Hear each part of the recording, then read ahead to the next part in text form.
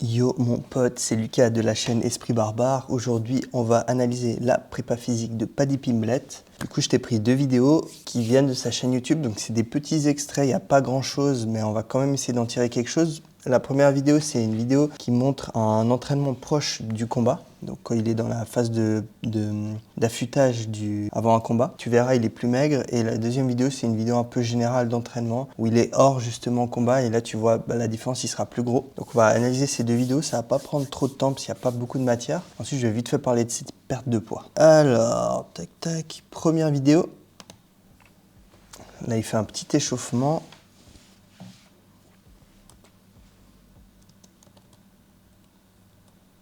Du coup, toute première vidéo. On part sur un échauffement tranquille. Donc là, un peu de pratique lutte, un peu de ski erg, du shadow, direct enchaîné avec du sled pour tout ce qui est soit défense de takedown, soit double leg, tout ça.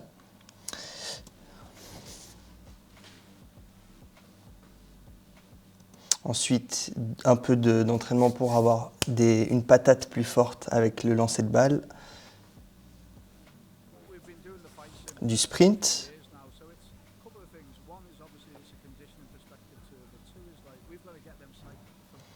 En gros, ça, il explique un peu dans la vidéo, mais je ne vais pas te mettre parce que c'est vraiment tout ce qu'il y a. C'est un circuit de conditionnement avant le combat. Et en gros, il va voir tous les aspects du MMA, un peu toutes les capacités athlétiques qu'il a fait. Là, c'est surtout avec ses cardio, donc il fait des rounds de 3 à 5 minutes. Je pense que ça dépend du round qu'il doit faire, enfin du temps qu'il a en combat. Si c'est des 5x5, il va faire 5x5.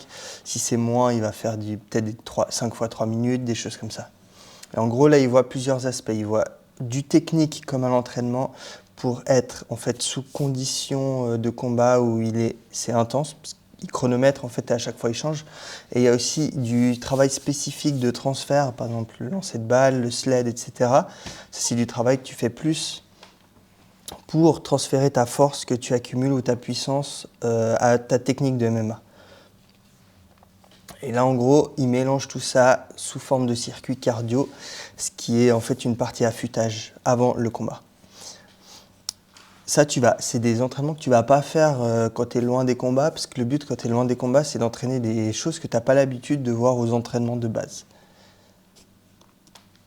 Ok, la deuxième partie, du coup, là c'est une partie plus hors du combat, dans la vidéo il parle, c'est un deload.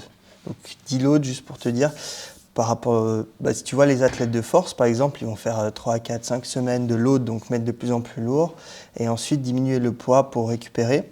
On peut travailler comme ça dans les sports de combat, mais on peut aussi faire En fait, ce que nous on va plutôt appeler deload, c'est pas aller à l'échec nerveusement. Donc par exemple, si tu fais 10 reps de développé couché à 100 kg et que la 10e rep, tu vas à l'échec, donc tu n'arrives pas à en faire 11, ou tu en as max une en réserve, là tu seras en semaine de load. Alors que si tu fais une semaine, par exemple, tu vas faire, je sais pas moi, 12 répétitions à 80 kg, par exemple, tu auras fait plus de reps et tout, mais vu que tu ne seras pas allé à l'échec, tu seras en deload. Donc nous, on travaille plutôt comme ça pour les athlètes. Mais là, on va voir justement l'entraînement et analyser mouvement par mouvement ce qu'il fait. Donc, comme toujours son échauffement. Là, tu peux voir, il est plus gros, donc c'est vraiment plus loin des combats. Là, il raconte un peu sa vie, on s'en fout. Okay. Donc là, il va faire du bench, mais au sol. Le bench au sol, il permet deux choses. Première chose, ça va être la puissance de démarrage de tes coups de poing. Vu que tu es dans cette position, tu seras arrêté, c'est vraiment le petit coup de démarrage, la fin du coup en fait. L'autre chose qui est intéressante, c'est si tu as un gars sur ton ground and pound pour pouvoir le pousser, partir en crevette et en fait la défense de sol.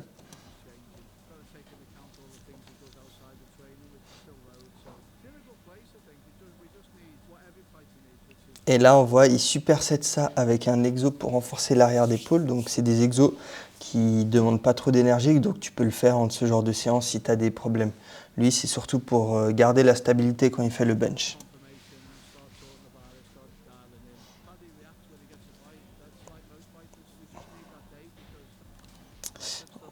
va avancer un peu. J'avance un peu parce que j'ai déjà vu la vidéo avant, j'ai un problème sur le record, donc je sais ce qui va se passer. Et là, il parle pour rien dire. Donc là, on va voir son pote, il va faire un exo. Paddy va le faire aussi du coup, mais on ne le voit pas dans la vidéo.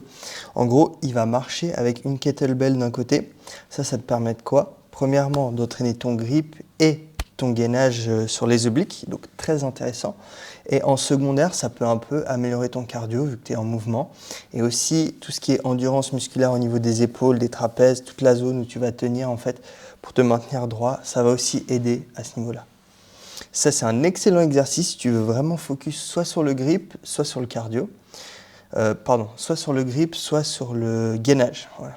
Très bon exercice pour compléter une séance à ce niveau-là. Ok. Ensuite, ce que je voulais te parler, c'est par rapport à ses pertes de poids. En fait, lui, il fait des grosses montées de poids avec des aliments peu sains, donc il devient gros. C'est très mauvais que ce soit pour la performance, pour la santé, pour la longévité. Et en plus, quand il doit faire des cuttings, ça lui demande beaucoup d'efforts et ça devient vraiment dangereux pour sa vie. Donc lui, c'est un des rares mecs qui arrive à faire ça, qui performe. Il y aura toujours une exception. Moi, je ne te conseille pas de faire ça, que ce soit en termes de santé et de performance sportive. Tu as meilleur temps aussi quand si tu fais des cuttings et tout, d'aller vraiment progressivement. Au début, tu vas dans des KT où tu es proche de ton poids, tu dois peut-être cutter 2-3 kilos grand maximum. Et plus tu vas prendre de galons, prendre en masse musculaire aussi, plus tu auras des cuttings gros, plus tu vas être en pro aussi, plus ça va se faire. Mais il faut le faire progressivement. Il faut arrêter quand même assez vite, parce qu'après, ça a quand même des sales répercussions sur la santé. Lui, j'ose pas imaginer ce que ça lui fera plus tard. Surtout que vu qu'il mange de la malbouffe, son corps il est moins résistant, même si ça se voit pas. Sur du long terme, ça aura de gros impacts. Ok mon ami, c'était Lucas de la chaîne Esprit Barbare. J'espère que l'analyse de Paddy t'a plu. Il n'y a pas beaucoup de matière, donc c'est dur à analyser. Mais j'espère que t'as quand même donné un petit ordre de vue. Il a quand même une prépa assez cohérente dans les exos, donc ça c'est bien. Et il y a d'autres qui ont des prépas, par exemple, il y a aussi, c'est très coordonné, c'est très bien fait, sa prépa, du coup, tu peux aller t'inspirer aussi d'Ilia après cette vidéo. Et nous, mon ami, on se dit à la prochaine. Ciao, ciao.